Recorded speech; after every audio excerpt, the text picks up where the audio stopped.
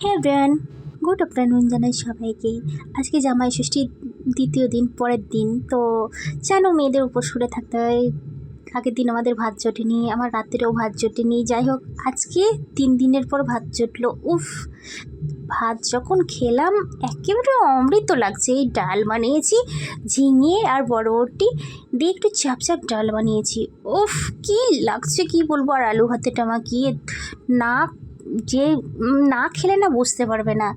যাক, এটা একটু করে দেখো বাড়িতে, জাস্ট অসাধারণ হয়েছে। ঝিঙে দিয়ে একটু হালকা করে, বেশি সেদ্ধ করবে না, কারণ ঝিঙে গলে গেলে বিচ্ছিরি লাগে। তো ওর জন্যে হালকা করে, আর বরবটি ওখানে ফেলে দেবে, দেখবে কত সুন্দর ডালটা লাগছে। আহা, এতদিন পরে ভাত, মানে মনে হচ্ছে আজকে অমৃত খেলাম। মানে তেল মশলা মাংসর চেয়ে আমার এটাই বেশি ভালো লাগলো, কেন জানি না এত ভালো লাগলো, কিন্তু সত্যিই খুবই ভালো লেগেছে। আর ঝিঙে আমার খুব ভালো লাগে, ঝিঙে সেদ্ধটা।